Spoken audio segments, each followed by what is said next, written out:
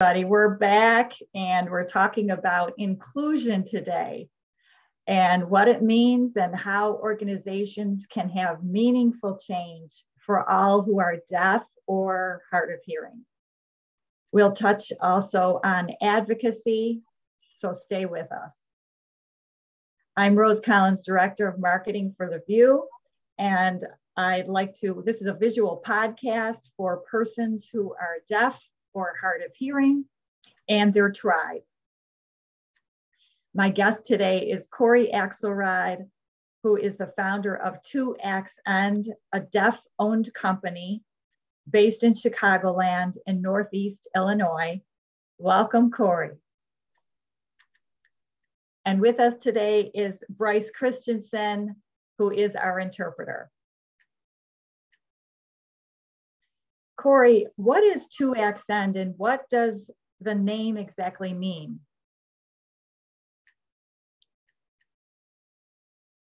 Well, first off, I want to thank you for the opportunity to join today to discuss about inclusion, accessibility, so on and so forth, all these different elements. On that note, several years ago, I decided to create my company 2XEnd. And how it's spelled, it's 2XEnd, but it sounds like to ascend. And the reason why I changed the spelling is because I wanted to pay homage, remember the mission behind the company in a way that honors my father and my family's journey. My father had cancer, which was multiple myeloma. And that is a cancer or bone marrow cancer. And his journey as a deaf individual, along with having cancer, the cancer alone is catastrophic. And now you add the element of being deaf and navigate an often inaccessible healthcare system and interact with many professionals who really didn't understand his particular needs as a deaf individual, it made his journey even more difficult.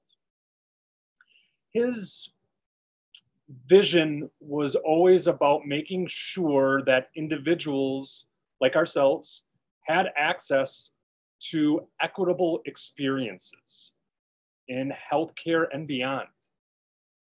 And so that's how I invented and created our company name, to pay homage to that.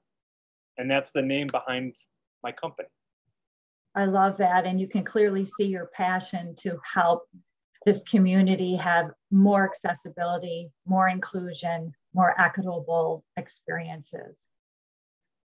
So based on what we wanted to cover today, how do you define inclusion? We see a lot of different definitions out there, but I think you yourself have a really good handle on what that means.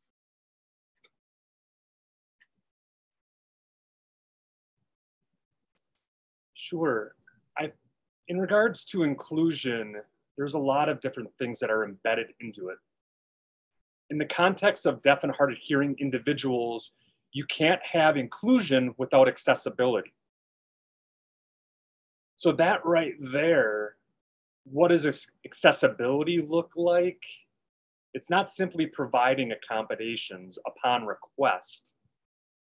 It's about creating an accessible experience from the get-go, being proactive.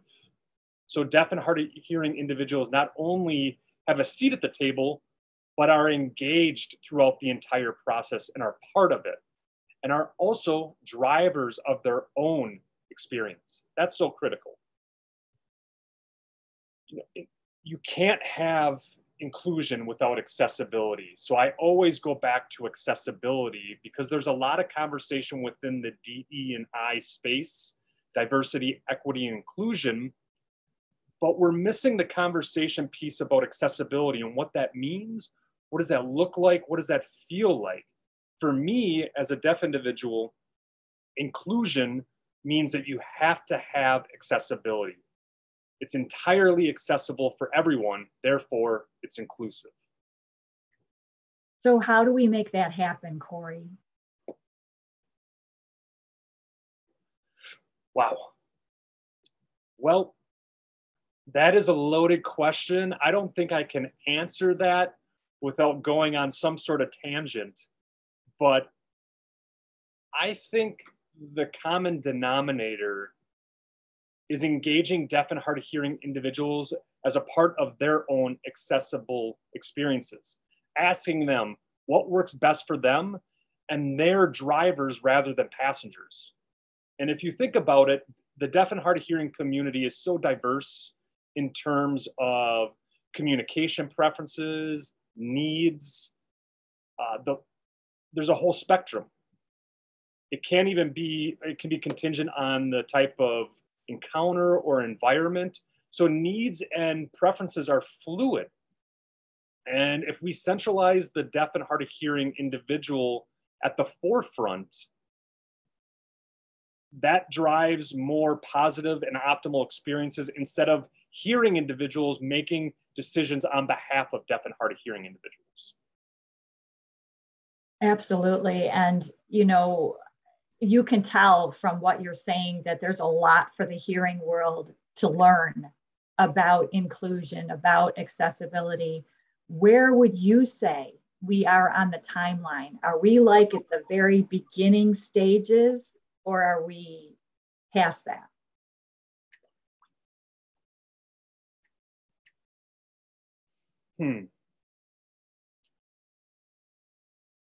It really depends on who you're talking about. It depends on the organization. Everyone is at a different point in their journey.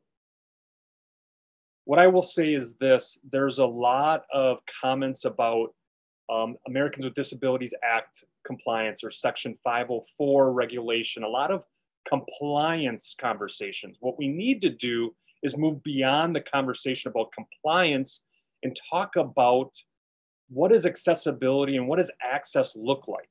What does that feel like rather than just the legal compliance? Again, that's more of providing accommodations as opposed to creating an accessible experience from the beginning. And there are so many different examples that I could share with you. And I'm trying to think of one off the top of my head. In regards to healthcare, the experience, for example, me as a deaf individual, I'd like to make a doctor's appointment. I'd also like to have an in-person interpreter. Oftentimes, I have to call my doctor, coordinate that, and let them know, by the way, I need an interpreter for the doctor's appointment.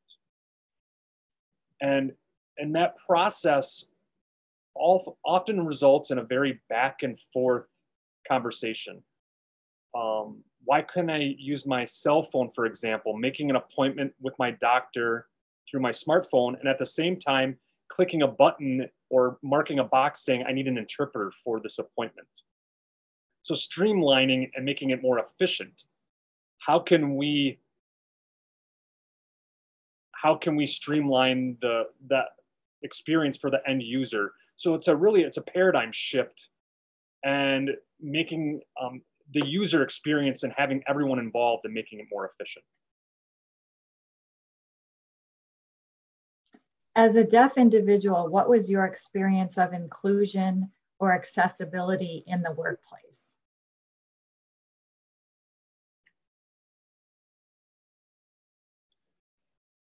What do you mean by that? I'm curious. Can you expand on that? Well, you know, you've had other employment besides starting your own company. I would believe that would be true. And so I'm wondering, was there anything that you encountered while you were a worker, while you were an employee, that you felt this shouldn't be?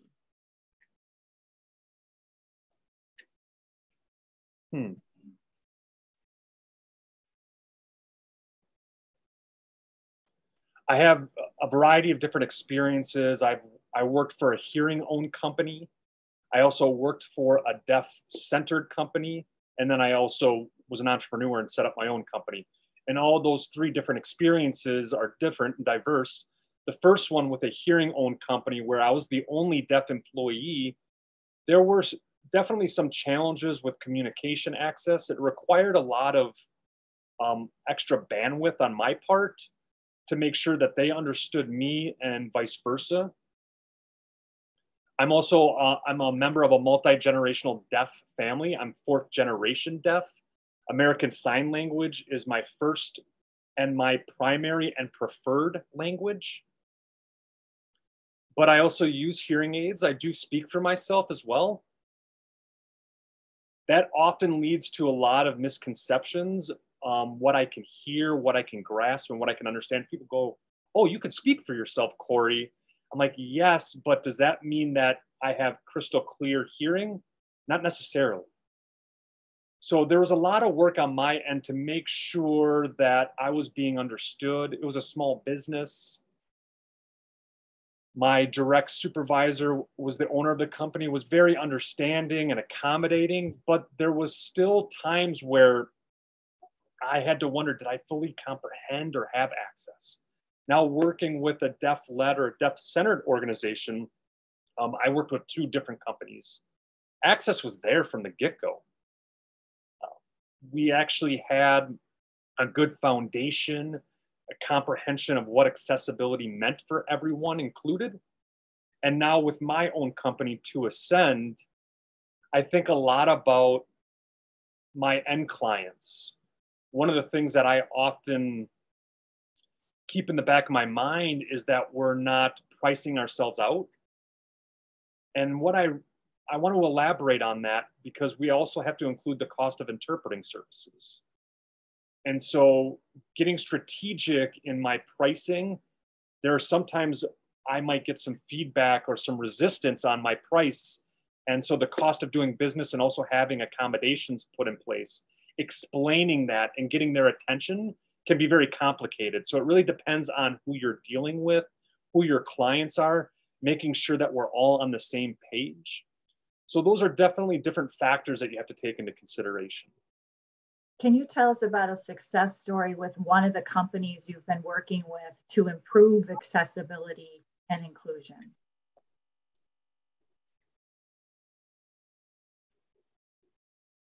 Yeah, definitely.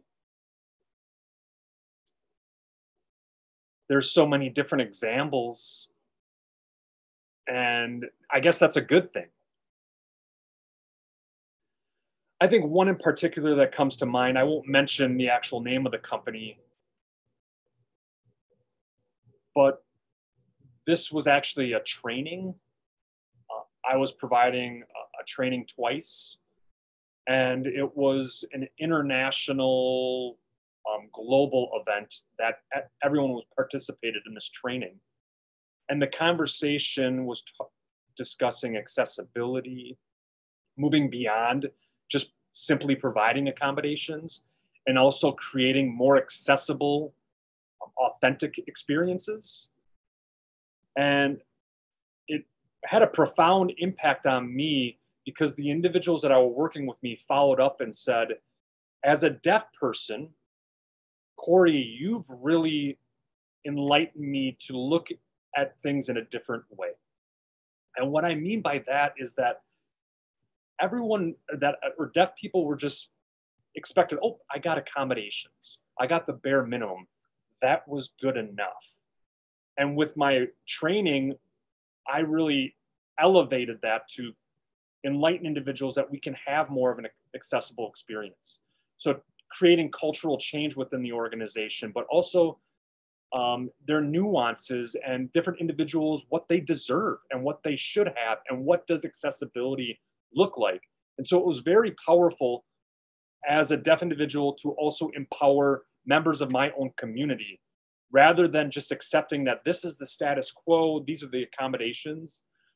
How do we bring our best selves to the organization, and how is it a two-way street? And so I actually was fortunate enough to come to present on that, bringing your best self, and what does that mean in terms of deaf and hard of hearing individuals and employees. And I look forward to having many more opportunities. And that's just one of the many countless conversations, trainings, consultations that I've had on the topic of how do we improve the current state to a place of where everyone feels welcomed, embraced, and so much more. And that leads me to my next question. You're absolutely right, is, you know, how do we make it happen? And for a deaf person working at a company, what can they do, the deaf person, to get accessibility? Or is it all on the company to make that happen?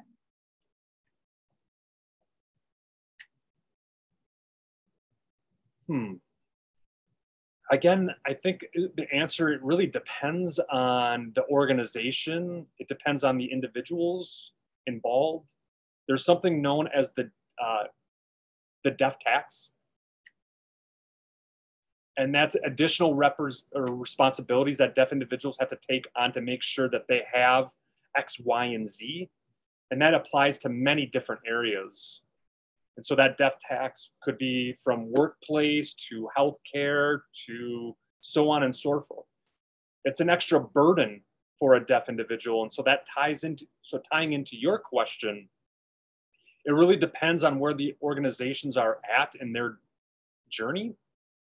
If they've made a commitment to inclusion and making accessibility as one of their priorities, striving for diversity, equity, and inclusion, that's really not enough. It should be diversity, equity, inclusion, and accessibility.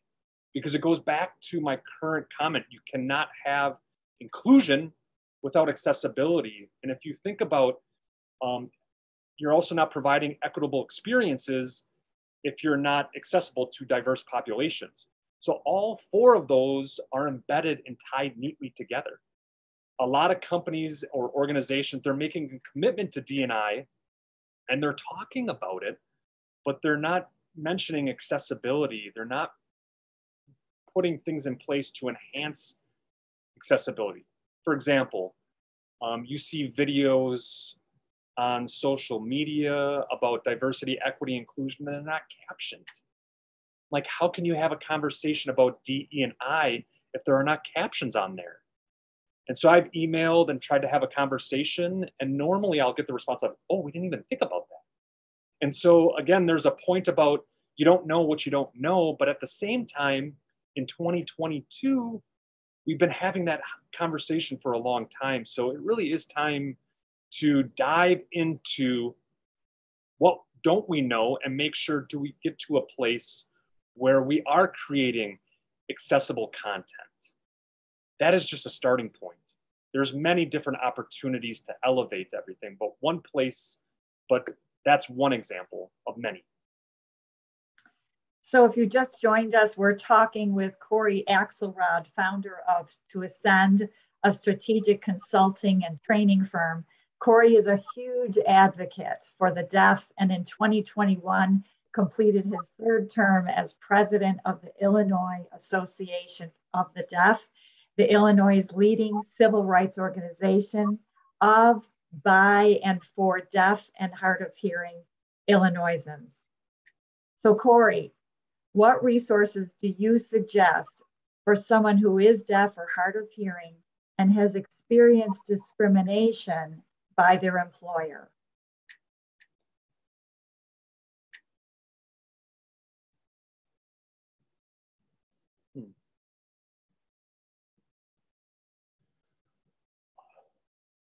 Talking about discrimination, let me gather my thoughts.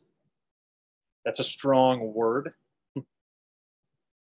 And I think sometimes might misinterpret that word too. I'm not an attorney and I don't claim to be an attorney, but what I can say about this is that there is a range of negative or adverse experiences that deaf and hard of hearing individuals can be on the receiving end, from microaggressions all the way to the other side of the spectrum of blatant, overt acts of discrimination. For example, a company refuses to provide a sign language interpreter or captioning services or other sorts of accommodations. in the eyes and or the letter of the law in terms of compliance. That's what I'm speaking on. Sometimes people do misinterpret microaggressions as a form of discrimination. And that's an interesting dance. And so I think there needs to be a better understanding within the deaf and hard of hearing community of that spectrum and that range of microaggressions to blatant discrimination. And not only that, being able to articulate their experiences, their thoughts, and their feelings in constructive manners. Being able to create change so individuals can be change agents within their organization. Now, part of that really comes back to that deaf tax that I was talking about, that additional burden that we've experienced. So, that right there, we put so much responsibility on deaf and hard of hearing individuals to work so hard just to get an equal experience. And that's unfortunate. That's the reality that we're facing. But one thing that I do want to talk about is with my company, To Ascend, and others out there, they do provide resources, support to organizations, to deaf and hard of hearing individuals as well, where we can support organizations with their commitment or making sure that they are committed to DEI and A. Making sure, not me specifically, but organizations are providing optimal work experiences for deaf and hard of hearing individuals. So right there, that information exchange and being connected with the appropriate individuals and organizations that are able to come in and have the correct discourse about policies and procedures and best practices, cultural awareness, also cultural humility. The list goes on and on. I think there's a two-way street here too, because the deaf or hard of hearing person is afraid of losing their job by bringing up the fact that they need some additional accommodations. And the company is thinking dollar signs. What's this going to cost me? Can you speak to that about, when you've had companies come to you, don't they say, hey, how much is this going to cost? Well, let me give you a different example. Sometimes I've been reached out to by different organizations. This was more when in the start or the origin of my company, where they wanted me to present and provide a training. And I would always ask, would you be willing to do it for free? And so I would then say this: food for thought. We need interpreters to facilitate communication both ways. It's not just for me, it's for everyone that doesn't use American Sign Language. So paying the interpreters, but you're not paying me, who's I am the expert subject matter on this training. I'm providing my knowledge, but they're going to pay the interpreters, but not me. And so when I would frame it that way, so sometimes it's a conversation to convey different perceptions, because again, I know people are just going with the flow, but when you have a conversation, a better understanding of different perspectives, that can actually change things. So I think it's developing empathy, a better understanding of what the needs are. Going back to the question that you had asked, there are individuals who are apprehensive about keeping their employment. And there are concerns, and also sometimes being viewed as just a number. I don't want to be too expensive for the company. And then there you have the company that will say, we are committed. And so they have like a centralized accessibility fund that explores accessibility within the organization where it doesn't impact the specific department's bottom line. And for example, if someone is hired or a supervisor is hired and they're deaf and it doesn't hit their department's bottom line, it hits the organization's bottom line. So that way, deaf and hard of hearing individuals and others out there, their needs are met without having to look at being an expensive commodity. And so I'm a big advocate of how do you implement that, but making sure that there's no sort of abuse and that it's well managed. That's another topic of conversation. But those are conversations that we can have, and making sure that the experience and the processes are great and optimal. So we're coming to a close for our show, but I do want to ask you one final question. And that is there anything else that you want to share to help people in the workplace or other settings who are deaf or hard of hearing?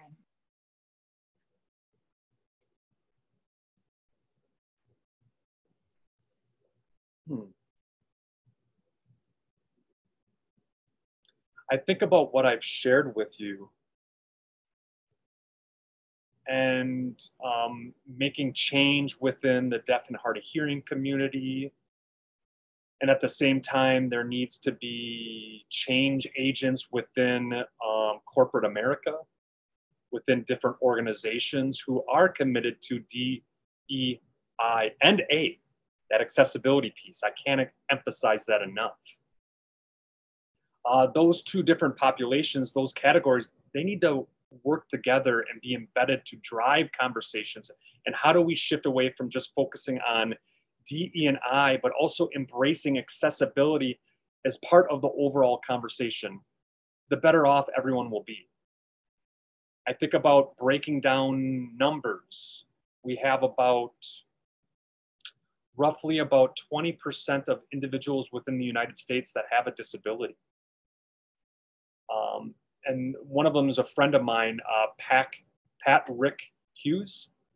And he said this to me several years ago that really stuck with me. If you're meeting the needs of the 20%, by that, the disability community, you will benefit everyone else. So with that in mind,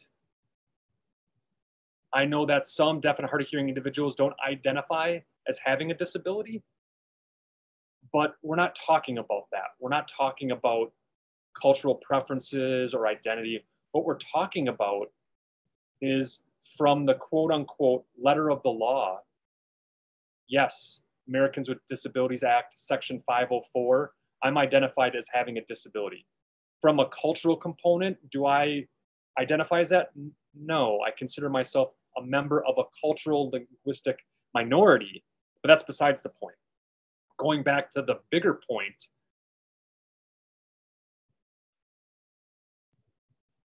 doing right by the 20% impacts everyone else. That is very profound and so needed to be spread that word for sure. Well, I want to thank you both for joining us today on Viewcast and for the information you shared about how we can move things forward. Even if it's small steps, every step counts. And so I want to thank you again. I want to wish you both a Merry Christmas and a Happy Holidays. And to all of our viewers out there, Merry Christmas, Happy Holidays. And we hope you will join us again on our next show. Check us out on Viewcast at viewspeech.com and be sure and check out 2axend.com. I will put that in the description about how you can reach Corey and how you can reach Bryce if you need interpreting services. Take care, guys, and thank you again for being on the show. Thank you so much. Happy holidays, everyone.